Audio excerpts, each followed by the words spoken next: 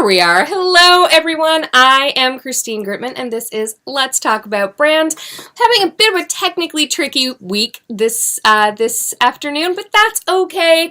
We're here for the content anyway, right? And today's content is going to be killer as always. For those of you who don't already know, I am Christine Gritman, and every single week I do both this live stream show, which is Let's Talk About Brand, and my Tuesday Twitter chat, which is #ChatAboutBrand. And I was looking at the wrong camera. Again, technically tricky week, you guys. Sorry about that. There you are. So first of all, let us know if you are joining us live or on the replay. And then second of all, please let us know where you're watching us. So we are live right now, I hope, on Facebook, Twitter, LinkedIn, and YouTube. So please do let us know live or replay and what platform you're joining us on. Also let us know if you joined us for our Tuesday Chat About Brand Twitter chat.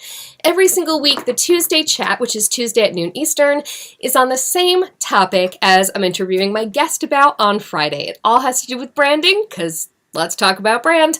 This week we are talking about branding with your purpose, vision, and mission. And the reason we were chatting about that, it was a great conversation on Tuesday, and the reason we're talking about that today is because our wonderful guest, Jimmy Newson, has a fantastic framework for how really getting to the core of your purpose, vision, and mission really needs to guide everything that you do with your brand. And it can make your life a whole lot easier, make your content so much more impactful. So without any further ado, let's bring Jimmy on. Hello, Jimmy. Wait, why is it not going to you? There we go. Hello. Hey, welcome. I'm doing great. Thank you so much for your patience with all these shenanigans today. But again, people are really here for the value, right? And you certainly know how to bring that. So I'd like to just jump right in and ask you first and foremost, how did you come to this framework you have about, purpose, vision, and mission? These phrases mean different things to different people. So tell me kind of what they mean to you and how you kind of came to that. Absolutely. I think at the end of the day, purpose, vision, and mission, I think people get them confused. Sometimes they merge them. And when you understand why each one exists and then how they work together collectively, then it gives you, your stakeholders, whether those are customers, employees, partners, investors, it gives them, and it also gives, of course, your customers, which is the third part, all a reason to be where they are when it comes to your brand, and also to believe in your brand, and also to support your brand. And a purpose, one of my mentors said, a purpose should be something that will outlive you. Oh, I like that. Yeah, and when it outlives you, that means that it's bigger than you, it's bigger than everything, and it's something that everyone wants to help achieve. And I use purpose, just to talk about purpose without vision and mission, I use purpose as a way to create great partnerships with even organizations bigger than myself. Because they're not investing even though they're investing in me, they're investing in a vision and a mission that puts them in a position to say, this is something that we support. So how do you make sure that purpose is going to be something that other people are going to get on board with? Because, of course, it's why we're doing what we're doing, right? But how do you make sure that it goes beyond the personal? Well, it takes a lot of thought, reflection, and understanding. The purpose is why do you do what you do? And most people don't do it just to make money. Bless you. Thank you. Most people don't do it just to sell a product or service. They do it because we're in the business of problem solving. Yes. And who are we solving problems for? Someone. And the purpose is built around them. And so you either are that person that the purpose is built around, or your organizations or companies or individuals who care about making sure that purpose comes to life, because you also care about that individual that the purpose is built for. Yeah, so your purpose has to be bigger than I want to make money. Exactly. Absolutely. And making money is just kind of like a benefit I do. Having a great purpose. How can you tell if your purpose is purposeful enough? Like, what are some sort of mental checks you should run through to make sure that your purpose is indeed bigger than you and something people can get on board with to the degree that you think? Because a lot of times we get so focused on what we want to do and our perspective. So are there some sort of mental checks to run to make sure that it is in fact something that has legs?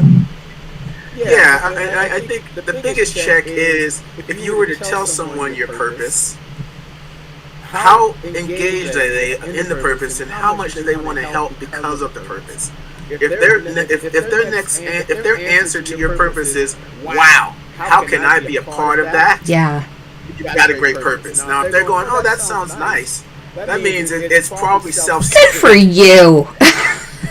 Exactly. So that's really it in a nutshell, and that's why the purpose is so powerful. The purpose, we as small business owners, we actually have more power than we realize, and Yeah. we create a great purpose than bigger organizations because we are nimble. The great thing about being small, we can move, we can pivot. I say that all the time. It's a superpower. So many people feel like small businesses, solopreneurs, like they have the disadvantage of not having that heft. But if anything, it means that people are more tied to your purpose because it's the purpose of a person.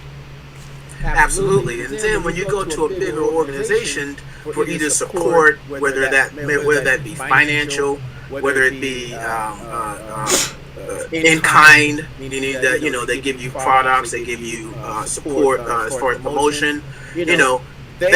What I learned about by big organizations. So I'm big on partnerships. So that's kind of what I'm kind of talking about here. Is they don't have the ability to move quickly. There's usually a slower process, and sometimes they need to make a fast change, and they're just not set up to do that. And that's where we come in with our purpose, our vision, and our mission, and to really kind of break down the purpose, vision, and mission so it really makes sense. A purpose is why you exist. A vision is where do you see yourself in the future, and the mission is how do you bring the purpose and the vision to life. So if you can answer those three questions, now you separated out your purpose, vision, and mission. But at the same time, you now know, and everyone else knows, well, how does this all work together? And it makes it make more sense. And it will evolve over time. So my purpose, vision, and mission has evolved over the 20 years I've been really invested in doing it. But I also understand that you actually have you as an individual, whether you own the business or you're a major player in the business, you're a brand and the company's a brand. Mm-hmm. So both of you have to have a purpose, vision, and mission. Yeah, I've been keenly aware of this lately because, of course, I have, my own Christine Gritman brand, but then I also now work for Agora Pulse as the head of content for the Social Media Pulse community, which you have been kind enough to contribute to. Thank you. And so it's been really interesting. Yesterday, I participated in Madeline Sklar's Twitter Smarter Chat as both entities. And I came up with full separate sets of answers as Christine Gritman and as Social Media Pulse. And the thing I found that was fascinating is it was made greatly easier by focusing on the fact that we have different purposes, we have different visions, and we have different missions. So I was able to kind of put on my Christine hat and answer the questions from the perspective of me. It was about calendarizing social media. And so as me, I don't calendarize a whole lot of my social media. I'm very on the fly. I'm very, engaging live. I don't have so much of a plan as I should. And so I was able to just be that. But then for Social Media Pulse, we're more organized than that, and we're solidifying our plan now. And I know what my objectives are as an editor for kind of being a bit more planned to serve certain goals. So I was able to put on that hat and be like, it's interesting that I'm expressing different perspectives on this same question. I'm having different answers. Yes, Tim, I am like a superhero. Absolutely. So, I was able to be, answering some of it as Diana Kane and some of it as Wonder Woman. And let's say Social Media Pulse was Wonder Woman. And it was great. And I think that actually the perspective of actively thinking about these things helped a lot with the purpose, vision, and mission. I'd love to talk a little bit more about the mission part, because a lot of people confuse purpose and mission. They feel like the purpose and the mission are sort of one and the same. They need to work together. But let's talk about those nuances and how they are, in fact, different. Absolutely. So and again, the mission at the end of the day becomes the action plan of the purpose. And so if my purpose is to be the go-to dermatologist for all dermatologists, so you're the dermatologist to the dermatologist, well then that's the purpose. My goal is to be that individual. Now the mission becomes, well, how do I do that? And that's through making sure I have the best training, that I am developing programming that actually supports other dermatologists, that I write for certain organizations that are very specific to the industry, that I ingrain myself in the industry as a leader, as a visionary. And now when other dermatologists look at that, they go, and you're going, as a major player and someone who supports the dermatology industry, and I don't know if that's the correct phrase, but and helps those that play in it, here are the type of things that I provide, or my organization provides. So it depends again, is it you or is it the organization? And now that is the action plan. So you have to go out and you got to now go out and connect with organizations that support the community. You know that you probably should be speaking at some of these events. You know that you need to develop certain tools or partner with organizations that have tools to bring to the community. So that's your mission, and that mission supports, well, how am I ever going to make it to that purpose position? So 2 things I especially love in what you just said. One of them is I love that it wasn't just the outward expressions, and it wasn't just those things. You went backwards and pointed out the training, the expertise. You need to get that stuff before, that has to be actively part of your plan. That doesn't come before your plan. That doesn't come after your plan. It's actively a part of that plan that will get you there. And so I love that you pointed that out. And then a lot of that mission stuff sounds like personal branding, in all honesty. Absolutely. So I kind of skipped the middle bit. Let's talk about vision and kind of all that encompasses. Is vision just like your 5-year plan? Is vision like your plan for the week or even the day? Let's talk about what vision encompasses, because that can be super broad or super granular. Yeah. And so vision, actually, and I just realized I actually kind of made a slight mistake. That's what when you're going live. Second a day. The vision actually is wanting to be that industry leader. And the purpose is, well, why do I want to do that? Because I see there's a need for that, and to bring the community together. So the purpose is more external in a way, in terms of being about other people's needs, but it's your motivation. And then your vision is how that will play out, how you're hoping that will play out, where you want to get to. Yeah. And that's where, again, now it's like, just because you set that purpose, you set that vision, you set that mission, that doesn't mean it doesn't change. It should evolve, and it should get even more focused, because the more focus you get, it's almost like niching. Yeah. In a way. So the clearer it's niche, the easier it is for people to know, is this right for me? Everybody's always on an opportunity to get out of pain or to get better. So they're either trying to solve a challenge or achieve a goal. And and again, even though the purpose is definitely a little bit, it's about you, but it's about you serving someone. The vision is how you're going to serve the community in the future, and the mission is how you're going to achieve them both. It's still customer centric instead of brand centric. Mm-hmm. That's an interesting distinction too. So I want to talk about that a little and its connection to brand. So what you're talking about, the way that you have defined purpose, which is your reason why you're doing it. It has to be really the reason that comes from somebody else, but that is your motivation. Not comes from somebody else, but is about helping. How are you going to help? Why do you want to help this? The vision, which is what do you want to achieve? Where are you going? and then the mission, which is the action plan for how to get there. I love that it's in this order, because some people would say purpose, then mission, to get to vision. But no, you got to have your vision first. You got to aim in order to hit it. So all of this is stuff that anyone who's watched the show or participated in the chat knows you need to have these things set before you can figure out your brand. So my question is kind of going the other way around.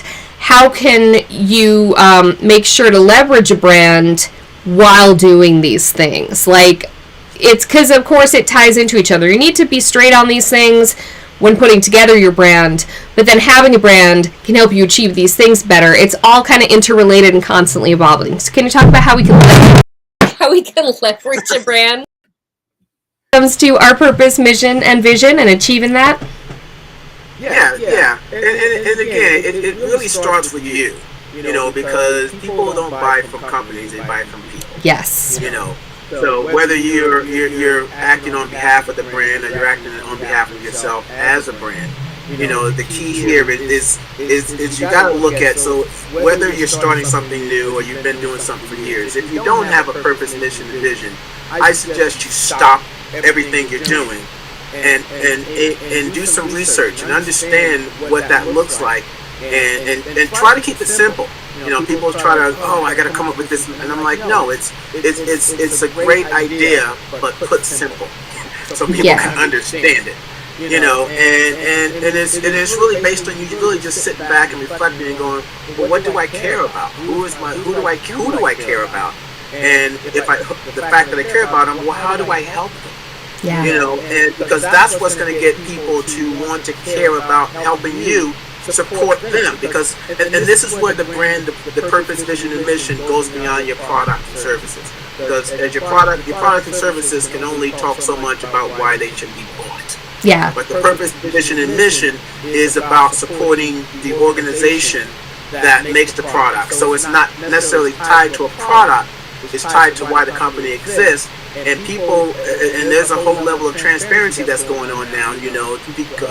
Consumers want more transparency from these organizations, and purpose, vision, and mission gives you that transparency to go, I'm not just in this to take your money.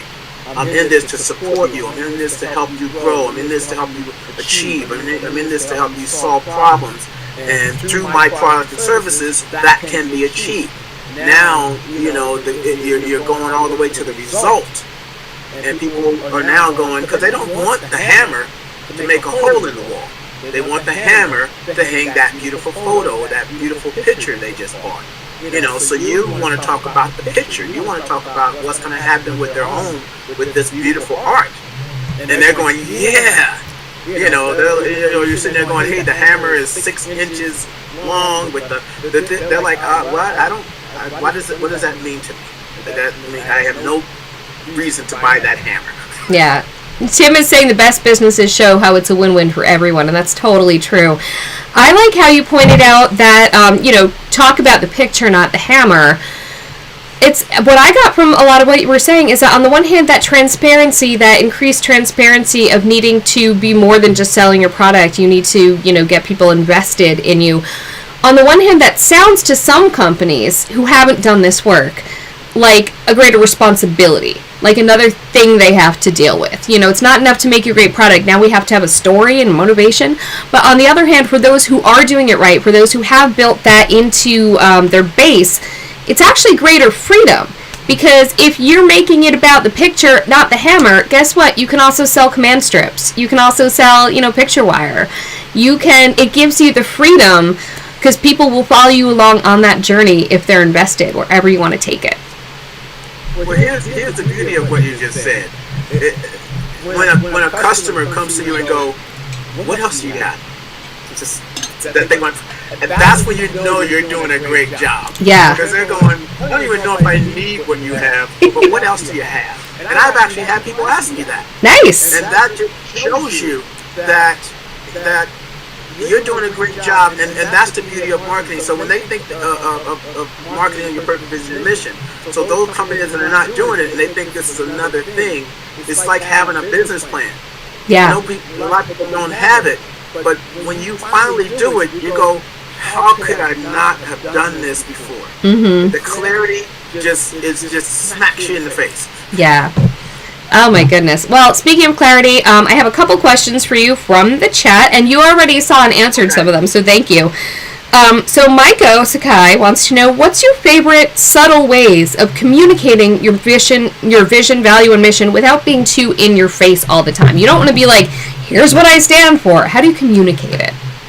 Sure. Show, not tell. It's funny, like, one of my mentors, when I was learning this from him many moons ago, he was always tell stories about these huge CEOs that ran major companies, and a lot of the people that work for the companies were required to walk around with the purpose, vision, and mission on a card in their pocket. Yeah, so they would have to pull it out and recite it if the CEO or somebody else was like, why are we here? What's that? And that's cool, but I think they should take it a step further. And if you want to talk about purpose, vision, and mission, you have to and not be, that's kind of like throwing it in your face all the time. And I think that if you have to do that, then they haven't really internalized your purpose, vision, and mission. So the key here is you have to demonstrate purpose and vision and mission in your daily routines. So it becomes part of why you want to go and work every day at Agora Post. Why I want to wake up every day and work with moving forward small business, because I am doing things that are directly connected to the purpose and vision and mission. And then people ask me, like, when I talk to people, I don't talk about our products hardly at all. I usually talk about why we do what we do, and here's how we help people, and this is the results that they get. And now they're going, well, I don't even know what it is, but sign me up. Yep. Oh, I love that. Yeah, you got to live it. You have to live it in everything you do. And then I think you kind of touched on this, but I'd love to hear more about it. Dave Bednar asked, did you always have a singular vision of where you wanted to be, or did it change, develop over time? And you said that I'd love you to expand upon. You said on Twitter, when it comes to my vision, the idea has always been singular, but the wording around the vision has been refined over time to bring more clarity. So if you could kind of lead us through a little bit more of your own journey there. Absolutely. So some people know they want to be a doctor. Some people know they want to be a lawyer. Some people know they want to be a teacher. I always knew that I wanted to have a platform to do good and be able to spread a message. So that was my vision. So with that, like, again, so there's that chaos, but there's also structure to go where there's certain industries I can go in to do that. And then there's certain industries that are better than others and do it really good. And that's how I ended up going into entertainment first. And part of it was, when I talk about that, it was about teaching. But I don't want to be a teacher. But in essence, me being here with you today, I'm a teacher. Yes. So even though I run a business, even though I work with clients, I still teach on a global scale. Especially now with technology. So my vision was always the same, but the modes of getting it done were changing. And which changed my purpose, which modified my purpose, changed my my vision and my mission to be more, as I realized, who am I teaching? Okay, now I'm teaching specific types of entrepreneurs and small business owners, not necessarily employees. I use certain tools because technology has evolved, and of course over the last 5 years it's evolved even faster than probably the last 10 or 15 years. So now the tools I use are different. So my language has to continue to change, and my purpose kind of stayed the same, but it has been modified, so I'm even clearer on who I serve and how I do it. That's awesome. How often do you think people should go back and reassess those, kind of reconnect and recalibrate with their own purpose, vision, and mission? Sure. I would say on average maybe 6 months, a year. If you really want to be on top of it, 6 months, but this is something that shouldn't change a lot. Or if you make a major change in your life. If you decide you're gonna work for someone, or you're gonna go out on your own, now you need to think about, well, why am I doing this? Why should people care? Because you're gonna need support. I'll share with you, I'm working on a number of deals which include the NBA and basketball. Okay? Why would they want to deal with someone small like me? Because of my because of the purpose that I put out. And I designed the purpose to go after those type of organizations, but not because I don't want to work for them. I want them to help me serve the small business community. So part of this whole process is you have to look at it and go, well, what's in it for them to serve that community? You know, do they even care about the small business community, or they're more concerned with high earning individuals? And when you can find an alignment with their purpose, vision, and mission and yours, then you can start to understand how that works. And then it's on you as the ringleader, to make it clear on how that really works, because you're not on their radar. So if you're going to go to them, you need to make it so to the point where they go, oh, I think I want to hear more. And when you don't have a purpose, vision, and mission, it's very hard for them to assess you in a way that there's a lot at stake for them. There's a lot more at stake for them than you. So when you have these things in place, they feel a lot more comfortable, because they kind of get an idea of where are you, how do you view yourself, and what is that going to look like if we partner with you. Furthermore, if you don't have that strong foundation and they do want to hear more because your pitch was good, you're not going to have a whole lot more to say. Whereas if you're aligned in all of that, you've got all that, and you can speak forever if your purpose is right. Absolutely. So it really does. I mean, I use it well beyond selling products and services. Yeah. I think partnerships are probably the best use of it, because partnerships help you still sell more, because they put you in front of an audience that is ideal for you and your products and services, and you're doing it through a mode of education, empowerment, or any of these things. And next thing you know, your brand is getting noticed. Which is what we all want.